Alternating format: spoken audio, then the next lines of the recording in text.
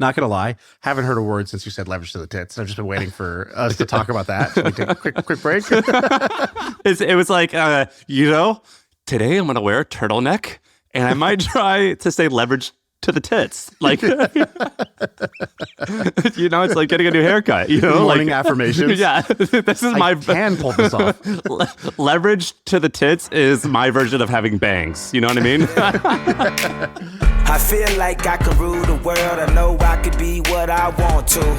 I put my all in it like no days off. On the road, let's travel, never looking back. Sam, it's just me and you, no guests. This is nice. It's like a date night for us. The kids are out of the house. Well, let's debrief. I have done a few things. Do you want to go like back and forth of the interesting people that we hung out with? I have got like 2 or 3. How many do you have? Yeah, I got 3 or 4, but I have a theme with mine. I don't know if yours would fit this, but the theme with mine is all people who are contrarians in some way. And what I mean by that is not like contrarian, like, there's like an annoying kind of contrarian. Not that. Like if you call yourself a contrarian, it's like you're not contrarian, right? Correct. Exactly. They wouldn't say this about themselves. I would say it about them, which is what makes it kosher.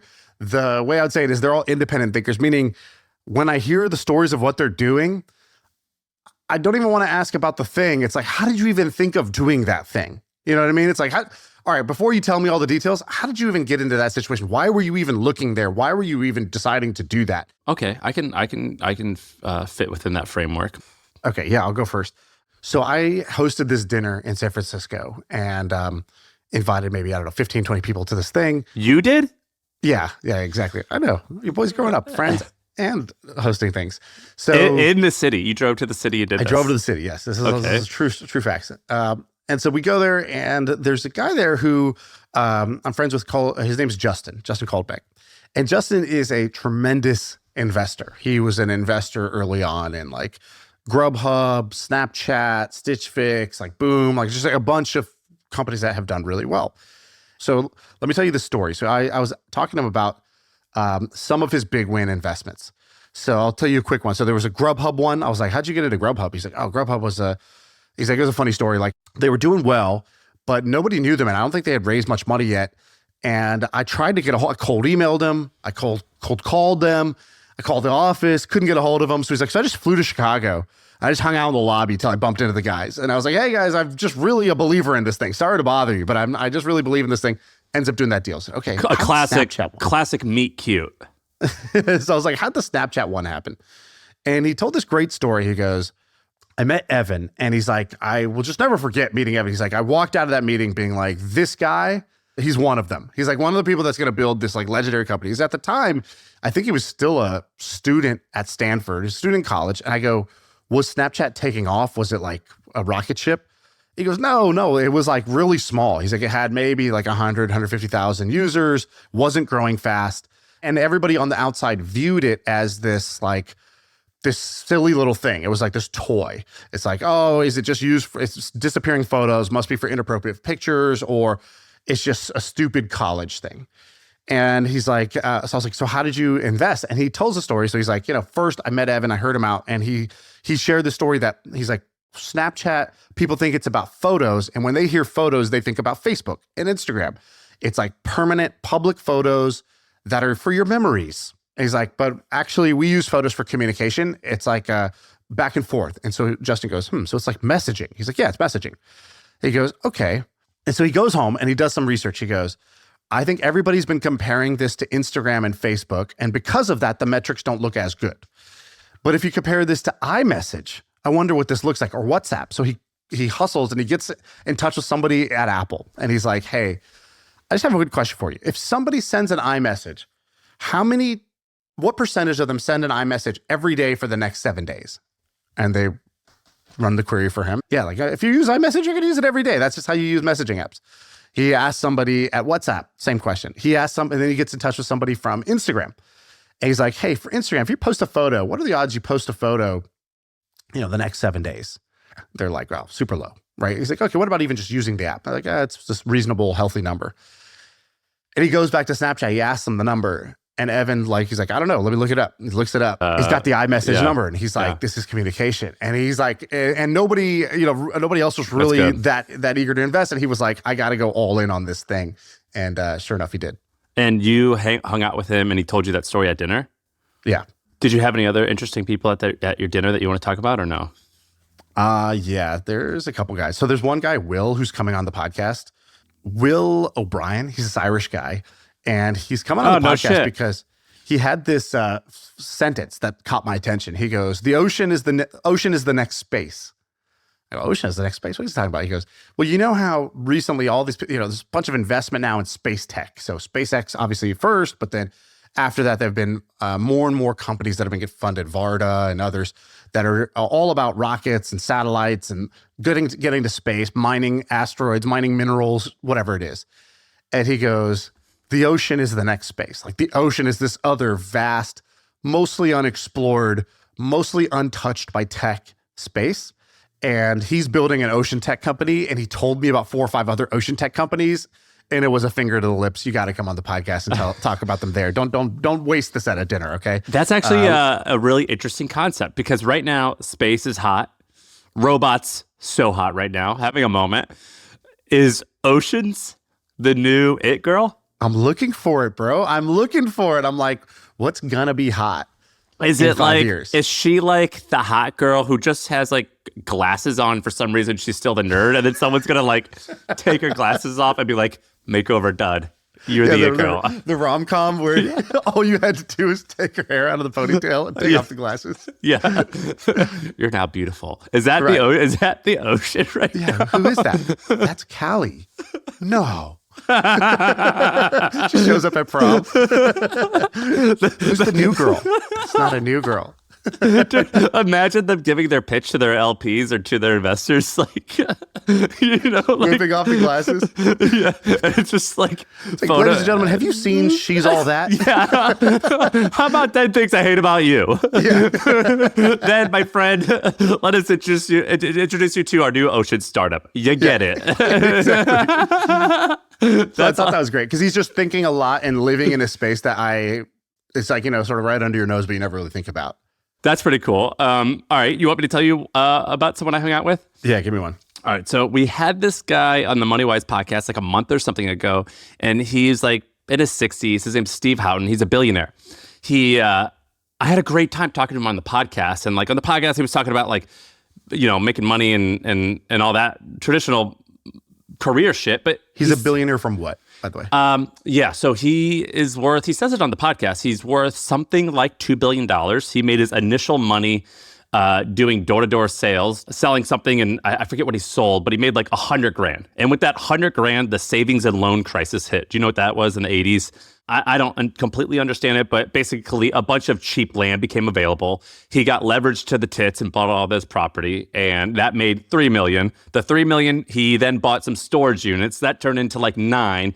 And then using that $9 million, he bought a bunch of, they say, oil and gas. I don't know, like these Dallas guys like say oil and gas, but basically it means you buy lease rights, meaning you like... Not gonna lie, haven't heard a word since you said leverage to the tits. I've just been waiting for us to talk about that. Should we take a quick break? Quick HubSpot ad break real quick while we discuss that. Kind of liked it. Well done. Yeah. I'm trying it on. Was it too much? Or was it okay? Yeah. I'm trying to get on. It was like, today I'm going to wear a turtleneck. And I might try to stay leveraged to the tits. Like, it's like getting a new haircut. Morning affirmations. Yeah, this is I can pull this off. Leverage to the tits is my version of having bangs. You know what I mean? All right, so makes a bunch of money, oil and gas and land. Got it. Okay, yeah. So you didn't just talk to him on the podcast, then you went and you did an absolutely normal human thing to do after the podcast. You invited yourself to his family reunion or something. Well, after the pod, I was like, could I come over? Like, can I come and just like hang out with you? And he was like, yes, absolutely, you can. And so basically he lives in Dallas. He has this huge mansion. I know that because I look the way I look. A lot of people think that I know about like skiing. But I don't. But he was like, I have a ski in, ski out house, which I didn't even know what that meant. I've never skied in my life. And I had to like figure all this out. But we went to Utah at his huge mansion. It was a ski in, ski out thing, which if you do ski, that's like a fancy thing or whatever.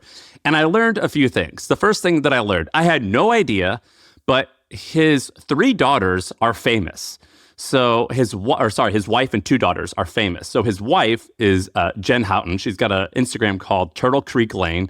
I think she has 1.5 million subscribers and basically, or followers. And basically what she does is she decorates their home in like the most crazy over the top way. Like, so for example, for Christmas, like it looks like a Christmas doll house, but that's like her real house. And so she got famous doing that via Instagram, and then brought in the other 2 daughters to do, their shtick, which I actually don't know what their shtick is, but I know that a million people follow them, because when I was around them, I was like, they're just living, and people just like love watching them. Were they just like snapping content constantly or what? No, that's funny. They weren't. I mean, they did a bit, but it wasn't any different than anyone else who has like 1,000 followers, or like it was not obnoxious. And they actually had mentioned that they worked with you on a company you invested in, and they were like, his company that he invested in, they did a great job of hooking us up. So they knew you. One of them, for sure. But I didn't know, maybe from their, I think they do a good job in their the daughter's like personal content. It doesn't look like I'm the daughter of a billionaire type of thing, right? It's like super relatable. It's fun. It's, it's easy to follow, easy to like. So I didn't know that they were like these famous people. The second thing I didn't know they were Mormon, but they weren't just Mormon. He was like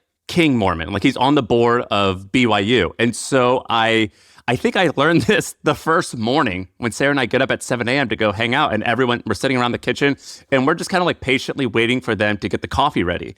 And you're just vaping rudely in the kitchen.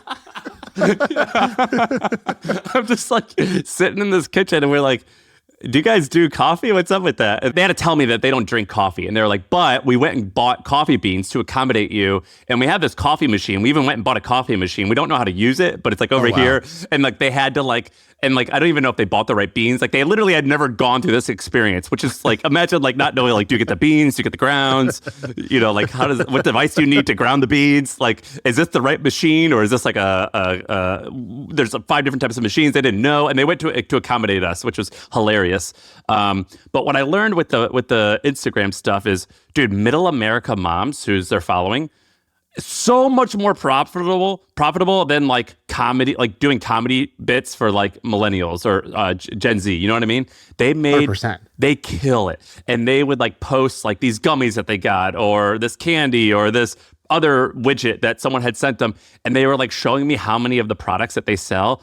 And it was the craziest thing I've ever seen. Like, it was like, why the people listening to this podcast, they're like, I want to do things for the creator economy.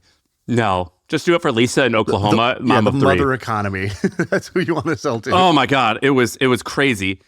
They were like super Mormon, and I'm not into religion. I don't like religion in particularly, but I learned a lot. And the one thing that I learned was they like explicitly stated their values. So like, when you're with your family and you'll make jokes with your sister, like, like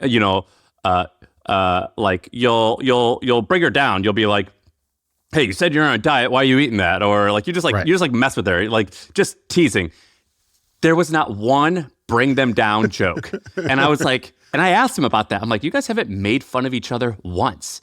And they were like, well, like, we're taught in this religion that you got to treat like, you got to be Christ-like, and like, he doesn't make fun of people, so we don't make fun of people. And they had like all of these, like, I would ask them a variety of different questions. Why don't you do this? Why don't you do that? And they all had like very explicit answers. It wasn't ever like, it just feels good, or I don't know, we just kind of do. It was all like well mapped out. And I thought that was really cool to be like super intentional about living. When I asked them, I was like, why don't you guys drink coffee? And they're like, well, we're taught not to like, try not to be addicted to things, or try not to like overly rely on stuff. And I was like, all right, that's a good reason. And so it was crazy to learn all that stuff. But let me tell you this last thing that I learned from this family.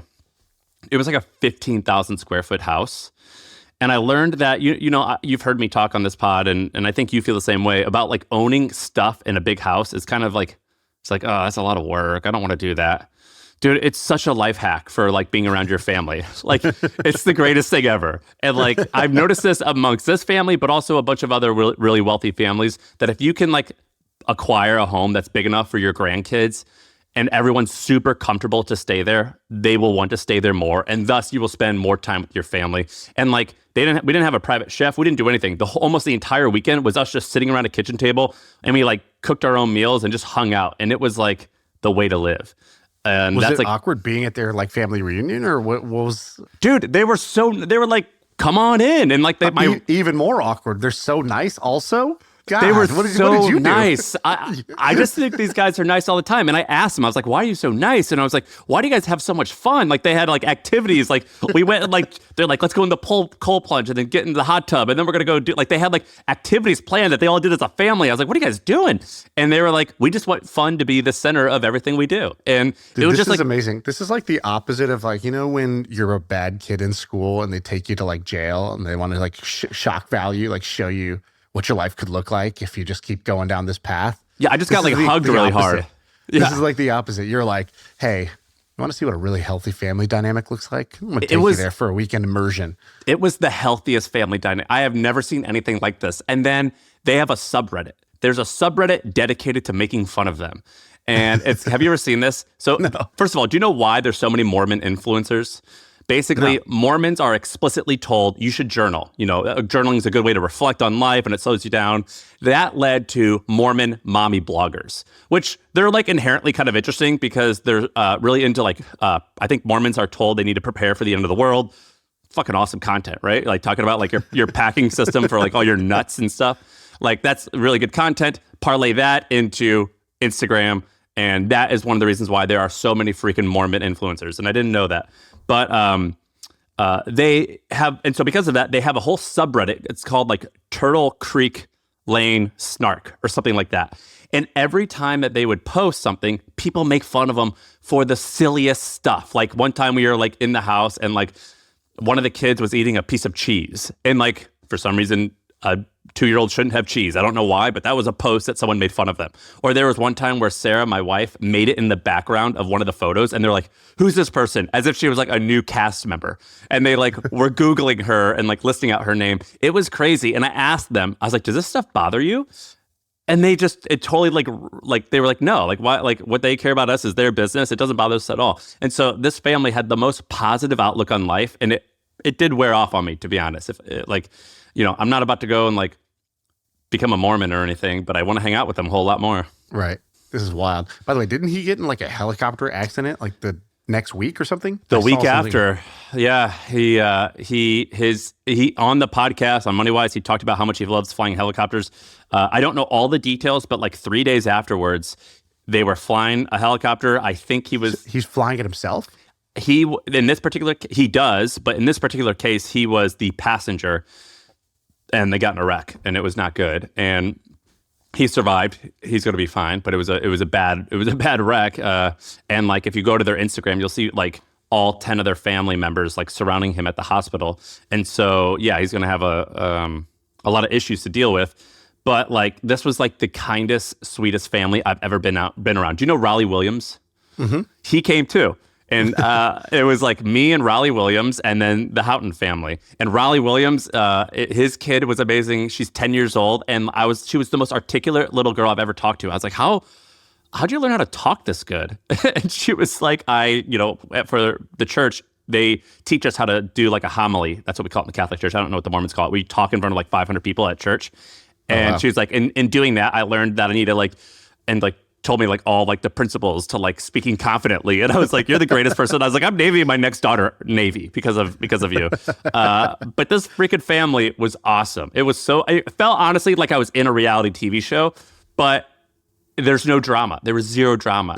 It was like the happiest thing I've ever seen. And the husbands, by the way, are the managers of, so the husbands are the managers of the two daughters. They were like, one guy was like, yeah, I used to work at Amazon. I helped create, I think Alexa or something like that. But then when I saw the potential for like this influencer stuff, I quit right away. And now and they told me how much money. And it was just an astronomical amount of money. Yeah. It was crazy. So that was my weekend with a billionaire Mormon family. And it was awesome. All right. Where can we go from here? This might feel like a letdown after that. Let's see. All right, I'm just going to give you 3 numbers to pick from. I have 3 people on this list. Give me, you want number 1, number 2, or number 3? Number 1. Or maybe I could rapid fire these, and then you could tell me which one you want to talk about. Okay. Hung out with my friend James Currier. We did a podcast together. It's going to come out soon. He has this one bit that I just really liked. So he's all about, his fund is called NFX, as in network effects.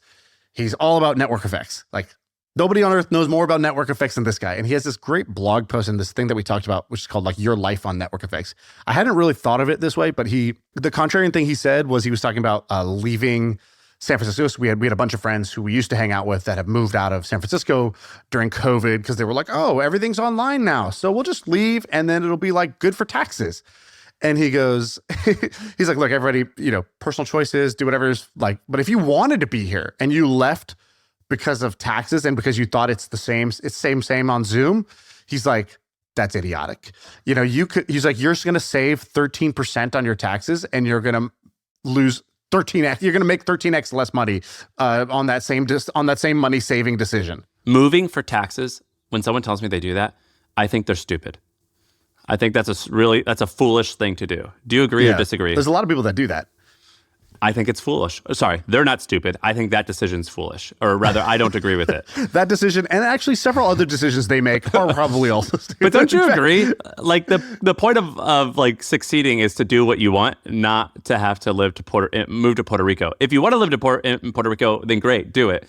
But exactly. If taxes is the number one reason, I think that is what's that phrase? You can't see the forest and the trees or something like that. I mean, I kind of agree. That's why I'm still here. But yeah. So I thought that was interesting. And when he talks about Your Life on Network Effects, his idea is basically everything. If you could take all your decisions you make, and instead of thinking of them as things you did or decisions you made or just like events in your life, if you looked at it as you either joined a network or you left a network, you either added into a network or you subtracted out of a network. So for example, where you choose to go to college. It's not just a college. It's not just an education. You're picking a network to join. I joined the Duke Alumni Network.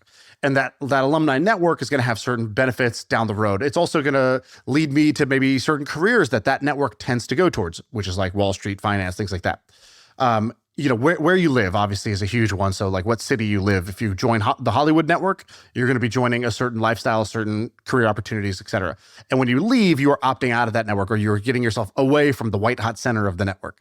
Even just skills you pick. Like let's say you want to learn marketing. Well, you're actually joining a network of other people who know marketing, and that's who you're going to hang out with. Those are the opportunities you're going to get. And that's where that's the sort of the next decisions are going to be heavily influenced by the network decisions that you're making, the initial network decisions that you're making. And what did that make you reflect on a decision that you've made or thinking that you did the right thing or the wrong thing, or how will you implement this? Because that makes me, I don't regret. I moved mostly because of or only because of family, but I do wish I was in Which California. Is its own network, right? You opted into your own your own par family, network or whatever. You opted to be more dense there and have more connectivity there, which is going to be great for your family raising and all that. But you opted out of the tech network of San Francisco, let's say. Which, by the way, if I could live anywhere, like if family weren't a thing, it would either be in SF or a suburb, like 20 minutes away. But right. I would live there in a heartbeat. And what did it make you feel like? Well, he kind of points out, he's like, there's some things that you don't choose, like where you're born, right? Things like that. But then after that, it's a lot of what you start to choose to do. And even little things like, language is a network. So, if you're in China right now, choosing to join the English network is actually a really powerful decision you can make that's going to completely change the trajectory of your life, being able to do that. If you start to look at things, English is not just a language, it's a network. It's a network of people who all can communicate with each other using certain syllables and words and vowels and phrases, right? Money is a network, right? So joining the Bitcoin network early on turned out to be a really profitable decision because you picked, hey, we're a bunch of people who all believe that this thing is going to be valuable. Network, right? So it just made me more aware of that. It made me, why did I host that dinner in San Francisco? Partly because James was like, one of the big mistakes I made early in my career was I got successful and I kind of siloed myself. I kind of just wanted to do my own thing on the edge of the network. He's like, it was great for creativity because I was just in my bunker, just doing my thing. But it was terrible because he's like, I turned down that lunch meeting with Travis when he was starting Uber. And I was too egotistical to take that job at Facebook early on when Mark was trying to recruit me because I just thought I'm gonna be off in my own land, creating my own little castle over here. And he's like, again, fun for creativity and for learning, but a little bit foolish to how extreme I was with that. Like, and so, for me, for example, I moved 45 minutes out of San Francisco. That reduced a lot of the serendipitous meetings that I could have in the network, in the network of people that I like to be around, interesting, ambitious people. Would you move closer then? Well, I don't think I'll move closer because like the family network's out here and it's just better. Like the school that we're in and all that stuff is better out here. But I'm like, yeah, I could definitely like drive to SF twice a month and have like, host a dinner, do a couple of live podcasts with people there. That'll be great. And like, that's not that much of an effort, but just to keep one, almost like in the diagram, right? One line connected to the white hot center of the network. Yeah. And I mean, you live near BART, right? I do, but Bart's a network I don't want to be a part of. You're opting out of that one. Yeah, I'm opting out of that one. All right. I have another person. So basically, I don't speak at conferences unless my wife wants to come with me, if Neville wants to join and do it with me, and if Nick Gray will attend. Those three things have to happen. I need my entourage. All three or one of the three? All three. All three have to happen. All three have to happen. That's your I only green Skittles. That's your rider. That's my rider. Is Sarah's got to the reason I don't like traveling, but I like to travel if it's for a conference because I love going somewhere. And the first 2 days are conferences. The next few days are fun because you meet someone at the event who's going to tell you cool shit to do. And also, I just like doing stuff with my friends. And so I went and spoke at this thing called the Newsletter Conference, which was pretty wild because 15 of my ex-employees were speakers and are all many of them are millionaires or making a whole lot of money doing newsletter stuff. And that made me feel proud. But I met James Altucher. You know who James Altucher is? Yeah, he's been on the podcast. He's what is his, he's an author? What's his title in life? I think James might be the craziest person that I've met in the last 6 months. So if you Google James Altucher, you're going to see that he's the thing that sticks out is his hair. He's got this crazy haircut. And in real life, he sort of looks like a rock star. He kind of he's not trying, but he looks so different that he looks super cool and awesome.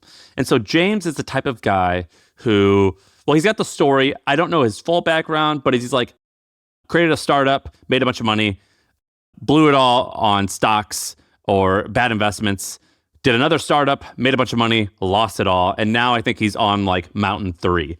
And he has a thing called Choose Yourself Financial. It started out just as a newsletter where he would just write about his interesting opinions and things like that. He sold a portion or all of it to Agora. Agora is a large newsletter business that makes something like $1 or $2 billion a year in revenue. I don't like their company. I think that they have 15 or 20.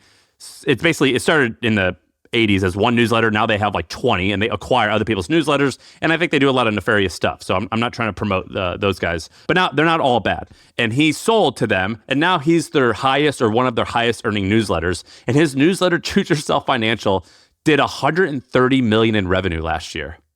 And it's crazy. The numbers are crazy, very profitable. And he said all this on stage. Everything I'm saying is public. And so I hung out with him and his wife, and we had a great time. And he said one thing to me. He said it in passing, and I was the record skipped. He was yeah, I love DoorDash because, I don't leave my house for 3 or 6 weeks at a time. And if I need a pen, they just bring me a pen. And I was what? Did you just say that you don't leave your house for 3 to 6 weeks at a time? And he told me, he's yeah, sometimes I just get so into something that I literally will not step foot outside for 4 weeks at a time. And so he said 5 other things like that where he just was so fascinating. And it was proof that, how I think it was in the Peter Thiel, what's his book called? 0 to 1. 0 to 1. He said there's a graph where it's a bar chart or something like that, where it's extreme success means that you're likely going to have extreme personality traits. And those extreme personality traits come off as weird or undesirable in many settings. You could be like Elon, which means you're going to be kind of mean sometimes. You could be like Albert Einstein, which means you're forgetful all the time and wear 2 different socks or whatever. He has these examples. James is that guy. He very much has the brilliant but forgetful and quirky scientist vibe to him. And it was just wild seeing him just have normal conversations because his opinion and the way he looked at things was 100% fresh and different from how I looked at the most normal things. For example, when he said he didn't leave his house, I was that's horrible. He's like, he was shocked that I was criticizing him, and which is pretty funny because, he should live his life and be happy. And that made him happy. And it was like, or in the green room, he was playing chess the whole time with Steph Smith, who was also there. I was like, you guys know each other? And they're like, well, we've never actually met, but we played chess like constantly together online. And he meets a lot of his friends playing chess online. And there was just so many little tidbits about this guy that made him so fascinating to me. And by the way, if you know Agora, they're famous for these like long form sales pages and like incredibly aggressive advertising. Do you remember in like 2020 or 2019, James's face was everywhere? Yeah. He was like, I hate that. I hated it. I hate our landing pages. I hate how long they are. I hate how they look too aggressive. And he was like, I tried to write differently and like make my own landing pages. None of them could ever convert nearly as good as like the crazy shit that they would write. So did he make a ton of money off that Agora thing? Yeah. All right. Or maybe yes, and also I think the answer is still. And is still. Okay, gotcha. All right, I like that one, James. I have another one that's less weird but more side questy. So Sheil Monat, who came on the podcast recently, you can see his episode. The numbers crushed. Yeah, he did really well. So he was at the dinner too, and Sheil tells these stories, and you're just kind of like, if you just listen to the stories, you'd be like, wow, this guy's fascinating. You would never know his day job because Sheil is an epic side quester. So his day job is he's a VC. He invests in fintech companies. That's his job, and there's a lot of that. The weird thing is that if you listen to him, he's like, oh yeah, I'm taking like courses or like whatever. I'm getting certified to be a travel agent now, so I can access all these travel discounts. And he's been doing that. He's like, yeah, I actually looked at buying the ambassadorship position for like being an ambassador of a country because it has these perks. He's like basically like your friend who's like really good with credit card points, but for everything, including credit card points, by the way. I think on the podcast, he gave us like a pretty good credit card point tip. But he just has like all these epic side quests he's gone down over and over again. He's like, yeah, I got married in the metaverse and like Taco Bell sponsored it. Oh, and hey, guess what else I did? I started this auction company to go and buy and sell like the domain endings like .app and .photography. Like that was his business. It's like, these aren't even normal. Even his businesses aren't normal businesses. They're just weird side quests that made money. I think his side is Thistle. Is that it? Yeah, Thistle was another one. He's like, oh yeah, like, so the story he told on the thing was he was like, I was interested in this like food delivery space. It got really hot, Sprig, etc. I was ordering from all of them, but I just thought there's no way this thing's making money. So then, as a side quest, I signed up and became a driver for a month, and I drove around, and it was amazing. I met all these people, and I learned the model, and I realized that this thing's never going to make money. And he was right. Sprig went out of business, and so did all the others that were doing it. And he's like, but we could do this other thing, Thistle, and I got my friend to do it. And now Thistle is like, I forgot what did he say on the podcast? It's like an absurd number. I think it was like 100 million plus. Over 100 million yeah. plus in revenue. And I was like, wow, this guy is just always on side quests. So for example, he was talking about, he's like, oh yeah, Mr. Beast posted this video about like, I'm on this abandoned island or whatever, like this abandoned island. I'm the only one here and there's nothing here, blah, blah, blah. And then she was like, hold on, I've been to that island, like, but without the video. Like, and he's like, no, wait, that's not abandoned. There's a bar like 3 minutes away from where he is, and there's this motel. So he tweeted about this, and then Jimmy calls him and is like, hey man, like, what are you talking about? Like, that is an abandoned island. He's like, no, it's not. It's 3 minutes away from a bar. Like, and he's like, no, technically it's abandoned if you look at XYZ. And I was like, this guy just constantly gets himself into situations. Wait, Jimmy called him because Jimmy like felt his integrity was under attack? Yeah, and he was like, did you give Jimmy my number? I was like, no, I didn't even know this happened. and Sheil didn't back down. He was like, no, it's not an abandoned island. Or were they both right? He's like, where are you worth? He's like, look at it. 3 minutes away, there's a place. There's a pub. He's like, it's not abandoned. And I think technically maybe there was something where it's like the border or like, I don't know what this, I didn't get into the details. Obviously, I don't give a shit. But I just thought it was amazing that there's people that just do things for their own amusement. And I'll bring this home with a little TikTok I saw. And it was the TikTok was, there's like, this TikTok had gone viral, and I'm glad it went viral because it means that other people are similarly really attracted to people who just do shit for their own amusement and really for no other reason. So the TikTok that went viral was like, I forgot the name of the dance, but it was basically like, shout out to my boy Willie for spending all of our bachelor party weekend trying to learn this dance. And I guess there's like some dance, and there's like this, he's like this awkward looking white guy, and there's like two black friends trying to show him how to do this dance. And it's just like everywhere they went during the bachelor party, he's just practicing this dance just to like see if he can learn it in a weekend. And like he starts off really bad, and by the end, he's actually like pretty good at the end of the weekend. And then they cut to the wedding, and he's doing the same dance just for fun on his own on the side of the dance floor, like not part of a performance, just doing his thing over there. And I respect that. I think I respect that more than I respect like someone's achievements in life. I kind of respect people that value their own amusement as the highest order bit. And I think Sheil is an example of that. Like the shit he does, he's not doing it because there's some outcome he's seeking. He's just amused by it and therefore like follows it. And he ends up in these situations that at the end become really good stories. But I don't think that's why he's doing it. I think, we've done close to 700 of these episodes. Sheil would be in my top 10 of people who I admire most. I think that Sheil, people, I don't even know if we mentioned this one. Do you know that Sheil's in a Justin Bieber music video?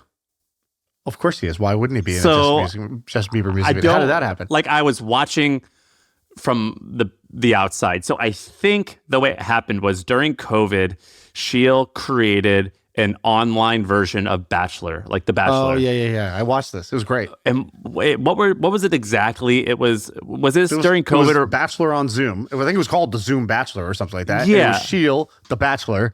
And there's a bunch of women that would pop up, and then he would like he'd give out roses and eliminate them, and then he'd pick someone in the end. They went on a date or something. And somehow, I could be confusing all the stories, but somehow it was a hit. It was awesome. And then there's a video of him where he's turned around like this, and it looks like he's making out with someone like this. In the video? Yeah. So I'm watching this all from outside. I think he posted that video, and then he turns around and he smiles and he looks so happy. And that clip made it into a Justin Bieber music video. And if you go and watch the music video, his clip, Sheil's clip, is the best clip. Oh, I have it. It's there. What was it called? Like Love Yourself? Was it Love Yourself? And he's like, it looks like he's making out with someone, but it says, play that clip and like watch that. Oh my God, this is so funny. He turns around, he's got a huge mustache for some reason, and he's just cheesing. Do you know another crazy thing about him, by the way? The podcast Startup on Gimlet Media? I think he created that. Yeah. I think he did. He had his hands in it. Maybe we'll say that. Did, yeah. He's had so many weird things happen to him. Let me tell you another person who I think is doing their own thing. So my buddy Furqan, who he's also been on the podcast. So Furqan and I we were co-founders. We tried to start a bunch of companies together for 6 or 7 years. I know Furqan super well. One of the things about Furqan is that he's just a grinder, and it doesn't matter how successful or wealthy he's gotten. I mean, his last company, AppLovin, is like $100 billion company. Yeah. And it's like absurd. And he was why is it taking off so much, by the way? Like AppLovin, for years, it was sort of a joke because when you would drive in San Francisco, they had billboards where they were trying to recruit engineers, and the name AppLovin came out or we still associated it with McLovin. And it was like, is this a real company? You know what I mean? Yeah. And now it's one of the most valuable companies in the world. Yeah, exactly. So he's been so Furqan has been early into a bunch of tech things, right? He's basically like a hacker's hacker. So he was really into crypto before crypto was cool. I remember literally being at the office, and he was not paying attention because he was buying into the Ethereum ICO at 17 cents or something like that. And I was like, Ethereum, literally dorkiest fucking name, never going to work. So I didn't buy because your boy's a genius. And that's why I'm a podcaster now, and he's a billionaire. And so is Furqan a billionaire now, or I don't know. I don't know if he is or isn't. But something he started a $100 billion company. I don't know. He's not like 3 zip codes away. Maybe he's 2. I don't know. Well, he's getting close.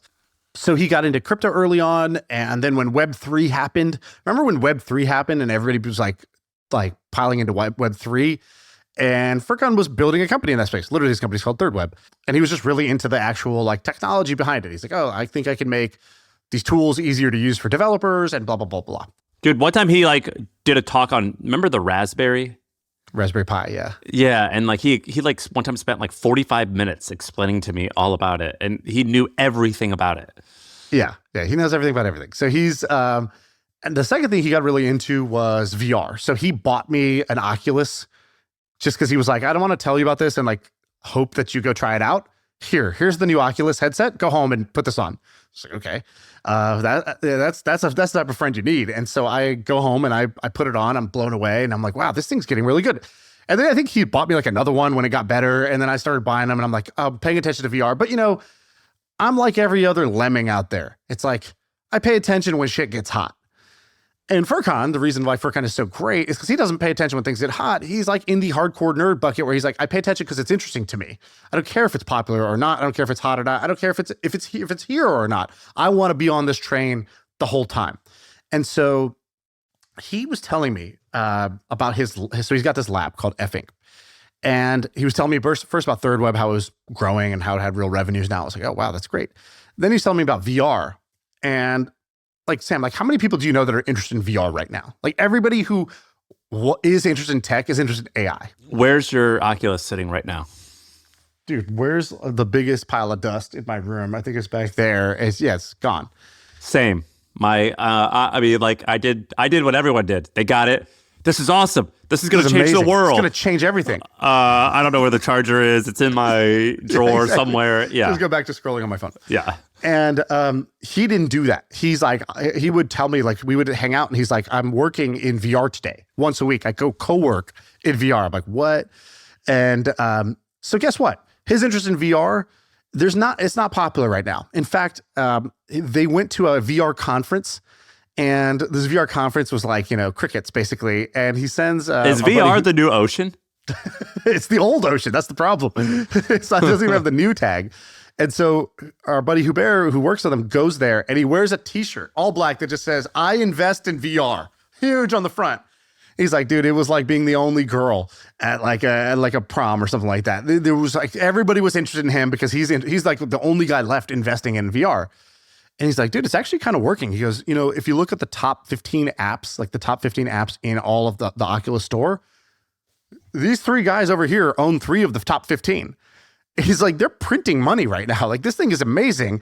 It's not the hot thing right now, but like, I don't know, if you can make $10 million as like a small team building these apps and you're the front line of this and you're the only people who are like specializing in this technology, like good things are going to happen.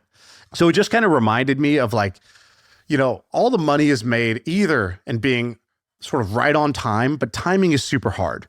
And so the same way that Warren Buffett was like, don't try to time the market, focus on your time in market. Furqan is doing the engineering version of time in market, where once he's interested in something and he believes in it, he doesn't let his interest go in and out based off of like, popular sentiment or VCs or exits or anything like that. It's just based on, is the tech getting better or not? And I think that's just such a strong thing that's going to, help them be super, super successful. To like all the young people listening who are like looking for a thing to do, I feel like that story is maybe a life altering. This is a very good premise, and I'm on board with this premise. I do think VR, like, it's actually, and it's not, this isn't a secret.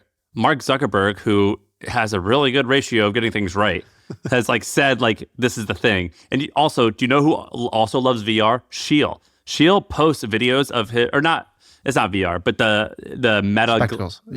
Or what's it called? The Ray-Bans? Ray-Bans, yeah. He loves those Ray-Bans. And it's very clear how there's like, that's all in the same ballpark of VR and how this can all work. That was what I was going to bring up next. So I love those too. I have them. I bought some for my sister just like for her birthday recently. And I think that is a great product. It's actually like, do you have them, by the way? No, I'll go buy them right now. What do they do? Like, what's the point? The very first easy thing is they're basically AirPods. So people don't really realize this. At worst case scenario, you just bought a pair of AirPods that you're probably not going to lose. So the audio from the glasses, the part that goes behind your ear, it's not in your ear, but you can hear like music, podcasts, whatever, super easily. So the audio is the AirPod type of feature is great. And then the camera, right? Like hands-free camera. If you have a kid, like for kids, this thing is incredible because I wear them to like my daughter's like soccer games or whatever. And to like, the moment passes so quickly with kids. And if you're fumbling, get out of your pocket, unlock Face ID, nope, type in my password, get the camera app open, it's over by then, right? And you're now looking through your phone at life. Versus your glasses, that's where you're already looking. It's on your head. It's on a swivel. All you do, literally, if something's going on or something's interesting, you just tap the thing and it starts recording. And the video looks great, by the way. It's really, really good. So if you're traveling, if you're out and about, if you've got kids, if you're at a sports thing, if you're at a concert, this thing is amazing. And these are awesome. To me, these are the future. I think Meta knows this. They're like investing in it very heavily.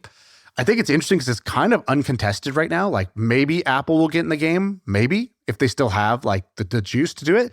Snapchat seems to have fallen out. The famous, like, I forgot what the thing was called, Magic Leap. Those guys died or are dying. And so the Humane Pin died, right? Like all that stuff is kind of dead. And I think Facebook has this sort of uncontested right now. And the thing I was going to say though is I remember when I was in San Francisco, this company called Leap Motion got bought. Do you remember Leap Motion? Yes. Did it become a video game or like part of a video game? They got bought by Facebook, and what they were doing was they were like, it was like this thing you wore on your wrist, and then you could just move your hands and do like hand gestures to control a computer, essentially.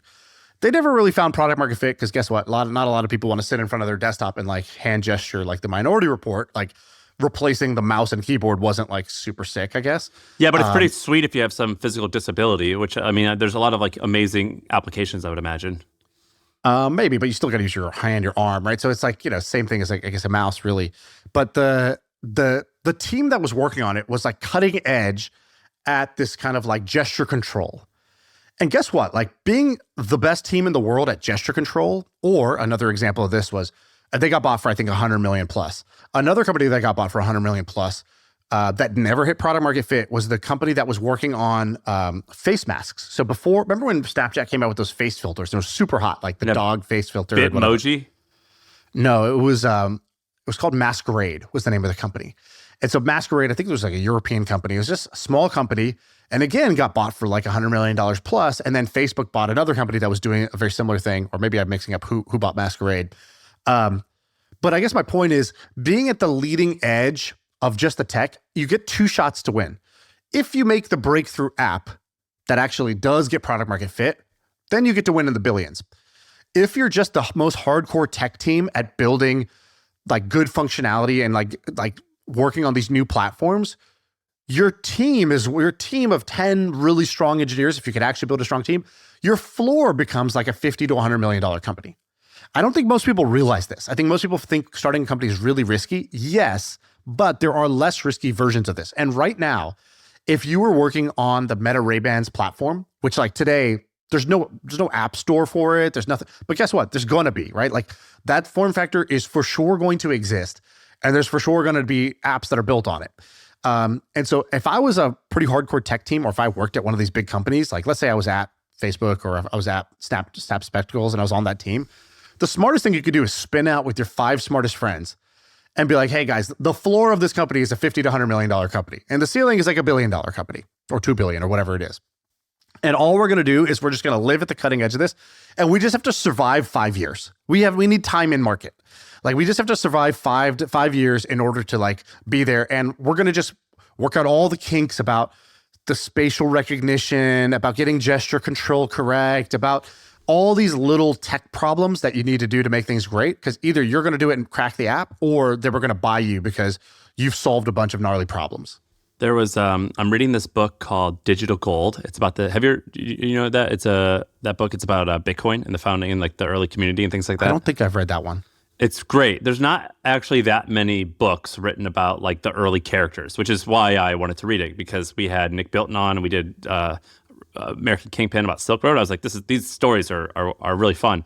And now like I know of a lot of the early characters of Bitcoin and like them talking about going to their first conference, and on the first conference there was like 50 people there and it was like a shitty restaurant and just like all these like stories of like, yeah, like this checks all the boxes of like early like crowd of just nerds who are regarded as freaks and no one takes them seriously. And then one like legitimate financier is like, okay, there's something here. And then another one, and then another one. And then like there's a controversy, but they overcome it. And then like, it's just like, it fits all the stereotypes of these types of stories. And what you're describing is like that same thing. It's like a group of weirdos.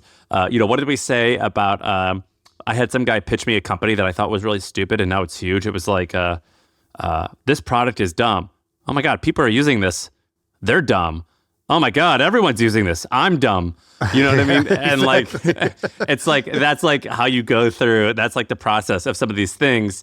And like when you're talking about these meta glasses, you're talking about VR, you're talking about oceans. I'm like, oh my God, there's like a story here, a story there. Like it's the same pattern over and over again. And it's a really fun pattern.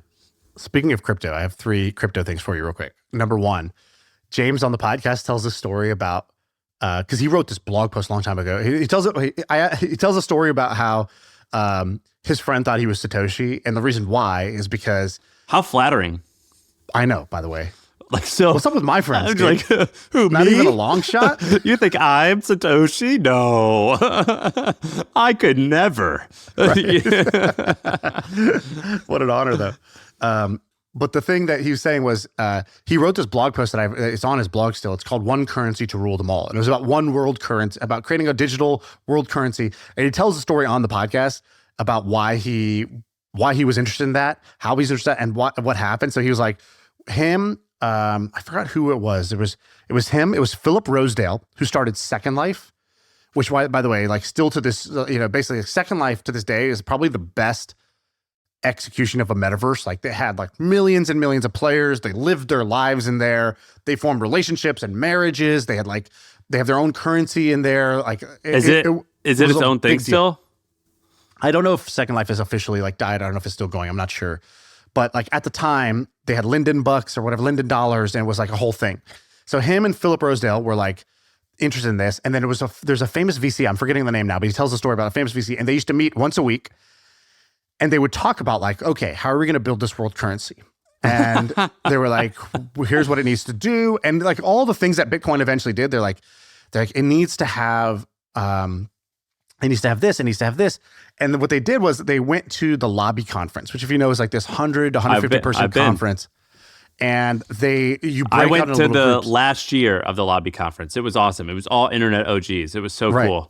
So they were at one, I guess, and their little breakout conversation was about this. They're like, hey, I think there's a need for this. And he bought the domain blue.com, BLUE.com. He was going to launch it. It was going to be called Blue. And the dollar is green and this currency was going to be blue. And they had the whole thing sort of like planned out, I guess. But they were like, they couldn't figure out if this ever becomes a thing, like the target on our back is going to be too crazy. Like we can't do this. And the problem was they were like, we've already talked about it at lobby. And he's like, once we realized this thing would need an immaculate conception, that it would need to be totally anonymous or pseudonymous, like start and nobody could know who did it. They're like, we blew it. We said it at the lobby conference. There's 14 other people now who have heard us be interested in this.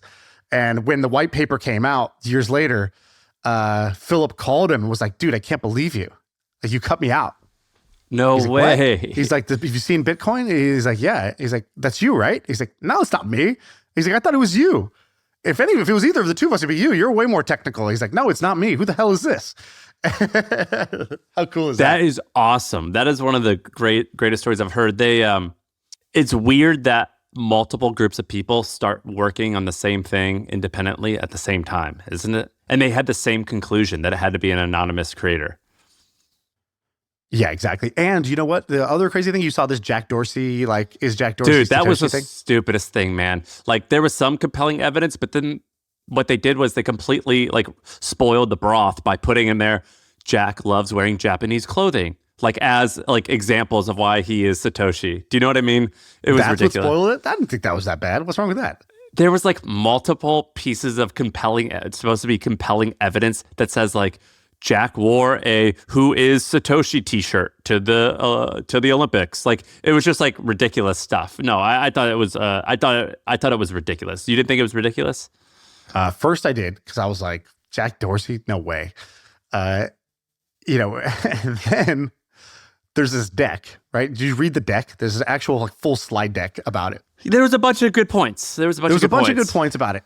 Things I didn't know. I did not know that Jack was like in those early cypherpunk communities back when he was like 15 years old or something like that. You know what I mean? Like he was actually in that. Like whoever started this thing was likely in that really small community of about, I don't know, 1,500 people that were on those early mailing lists. Well, he was. And he was. I didn't know that. So that was kind of new information. Okay, interesting. Other things that I didn't know. So there was like, there was like a lot of the timing things with when he was starting Twitter and when he was like, basically the timing of when Satoshi was active and then when Twitter took off and then when he left Twitter and he was like, I'm excited about new things. And then all of a sudden that was like, he tweeted like someone needs to create this thing or that thing. And it was like right when the Satoshi was creating that thing. Like there was all these like weird coincidence in timeline. Exactly. But then there was other stuff where he was like, look at the code here. That sounds like Jack's favorite restaurant in San Francisco. Or Jack said he wants to be by the U.S. Mint for his office, which Twitter was. Therefore, I just thought it was huge reaches. There are huge reaches, and I don't think it's true. But I thought, wow, this is a lot of stuff about Jack Dorsey that I didn't really realize. And like, for example, one of the, I think the biggest reaches of the thing where they would look at like strings of the transaction IDs or whatever, and it'd be like, see, this says D2MP, dude in 2 Mint Plaza. That was his address. You're right. Like, all right, I don't think just because D2MP showed up in the middle of a string doesn't mean that that he's saying, one dude SF, one D SF. That's right. him. It's like those are the ones where it's like, okay, I don't think that stuff is true. It's like trying to like figure out if Tupac's still alive. Like, did you hear what that he said? Suge shot me. Like he said it in the song. You know what I mean? But I would definitely go read this deck. The deck was very entertaining and it was presented in a very like serious way. And I just appreciate the seriousness that which somebody took this research. By the way, that 2 Mint Plaza, that's where we were for the dinner. And so I was like, and it was the same day that the thing dropped. I was like, hey, this is, maybe I'm the creator. Maybe you're Satoshi. That should be the takeaway. That was my takeaway. I've got one more thing for you. Go to Chizzos.com. So start over. Chizzos.com. All right. I spelled it all wrong and you still got there. Is it Chisos? Is it Spanish? Chisos. Boots. Do you see the boots? Incredible craftsmanship. I see cowboy boots. Yeah. So I own a pair of these boots. I have no stake in this company, nothing. I just think it's cool. And the founder is part of like, I recently became friends with him, but he's part of my friend group in Austin. He was like friends with Nick, and I met him once or twice through Nick. His name's Will Roman. And this company... you bought $1,000 pair of cowboy boots? I think $500 or $600 pair. A while ago. And this company, he owns the whole thing. And he was explaining to me we were hanging out and I was like, dude, this is a good story. Can I talk about it? So he gave me permission. But the company does like low 7 figures in revenue. And the way it started was he worked in tech, like at a normal tech company, quits his job, moves to Mexico to learn, because Mexico is where a lot of like great boots are made, like spends years there, like learning the craftsmanship. Like apprenticing? Yeah, apprenticing. He's like, I want to learn how boots are made and I want to make bespoke boots. That was his dream, was to make bespoke boots. He's a Texas guy. He kind of looks like a cowboy. And he quits his tech job, moves, learns how to make boots, creates this company called Chizzos. And he was telling me the other day, he didn't say this, but I got this read on him that he's a little burnt out. He was like, the company's like growing 10 to 15% a year. I own the whole thing. And he was explaining his vision. He was like, there's Tecovas, which are like kind of cheap, but they sell hundreds of millions of dollars worth of boots. It's a startup. And then there's like bespoke boot makers who are just mom and pop stores. He's like, I want to be a little bit closer. I want to be closer to bespoke than Tecova. I don't want to be I don't want to be cheap. Like I need the highest quality, and I refuse to sacrifice that quality. But I want to build this into a huge company. And I was like, do you spend on marketing? Do you do this? And he's like, no, we don't do anything. I just make the greatest boots. And I Google the boot name, Chizzos Boots, and like Reddit and all these other companies or all these other like forums are talking about this is the best boot on earth. And I see all this and it starts formulating in my brain. I'm like, this is it, my friend. You have it. Like the hard part is done. Like surely there's some type of like nerds out there that could help make this company big. But I thought I'd bring this to you because I criticized the D2C world a bit when, I have that criticism often about this world and how there's not enough emphasis on product creation and story and things like this. And it's mostly just arbitrage. And I came across this and I was like, that's an example of something that I think, I don't know anything about this world, but I think could be blown up and be made pretty huge. Yeah, this is really cool. By the way, great branding by this guy. So like, dude, he has everything good. Go to their website. It's very clean and like this like sawed in half video. Like what I like about this is I love that story of moving to Mexico to like apprentice and actually like learn the craft. And I just kind of want that to be like a TV show. But the second thing is sometimes the people who are really good at making the product can't show it. There's a little story. So Ben's brother bought into a restaurant or like helped co-found a restaurant where they live in Phoenix. So we go there for lunch and we're there and it's his brother and I was like, so why'd you do this? He's like, well, the chef is amazing. He's like, recognized as like one of the best chefs. So he's this great chef. He's like, I just really believe in this guy's product and I thought we could turn it into a business. He's like, the problem is when you partner with these artists, sometimes they don't know anything about how to like convey that or show that. And B, they just won't compromise like price or quality or whatever. They're just uncompromising. He's like, bro, like we need to make this, like we're so expensive compared to everybody else. Like but nobody really, he's like, we're so expensive and that's hurting our business. And I was talking to him and he's like, for example, he holds up these tortillas. He's like, these tortillas cost this much. I forgot what it was, like whatever. Let's call it, let's pretend it was $2. He's like, $2 a tortilla. Most people get their tortillas like 20 cents. And I was like, well, why? And he's like, because he demands that every morning we get fresh tortillas that are trucked in from Mexico. And I was like, wow. That's awesome. Why don't you tell anybody that? And he's like, what? I'm like, yeah, you should like tell people we truck our tortillas in fresh from Mexico every morning. I'd gladly pay $2 if I knew that. Your problem isn't that the chef is not willing to compromise and cut costs. Your problem is that you're not marketing this in a way that actually tells the story of why this food tastes better than anyone else and why this is fresher, why this is more authentic, why this is better, why this is higher priced. And so that became like a little, like one of our core things in my little team, me, Ben, Diego, we talk about this all the time. We go, we call it the tortilla principle. It's like, when we look at businesses that we're either going to buy or our own businesses, it's like, where are we trucking in tortillas fresh from Mexico? And are we doing a good job of telling that story? And almost always the answer is no. Like the things you do in your business that are like the blood, sweat, and tears to do something great, you take for granted because they just seem like table stakes for you. And you're not even telling the world about why you do that or what you do there, why you're different than anybody else, why you've gone the extra mile there. Yeah, Joe Sugarman, one of my favorite copywriters, he was like, I used to sell so many of these particular watches. I forget which company. It was Casio, maybe. And they were like, he was like, we make this out of this aluminum. Or the Casio was explaining to Joe Sugarman, the copywriter, how they make their watch. Because he was like, tell me everything so I learn. And he was like, yeah, we use the space grade aluminum to make this watch. And he was like, wait, so this aluminum is strong enough for spaceships? He's like, yeah, but like every watch company ever uses the exact same stuff. He's like, so? And then they were like, and then this quartz movement is special for this reason. But again, every company uses that. He's like, space age aluminum, precise quartz movement. Like that, and that became like that is what sold a lot of Casio watches. Right. And Casio, the makers, it's called the knowledge complex. When you know too much about it, that you think that that's not interesting. And Joe Sugarman, an outsider, a copywriter, was like, no, this is so interesting. And that's what someone needs to do. If Google Will Roman, that's the founder. But dude, look at his website. You started your story with, this guy worked in tech, had an everyday job, quit his job, moved to Mexico for 3 years to learn the art of boot making. Guess what? Not on his website. I know. But 3 years of life, 3 years of marketing collateral that he's not using, right? Like that's 1,000 days of his life that he's not putting on the website. Like even if you click down the more tab, right? It's like more, our story. You go to our story. It's like true small business. Hi, I'm Will.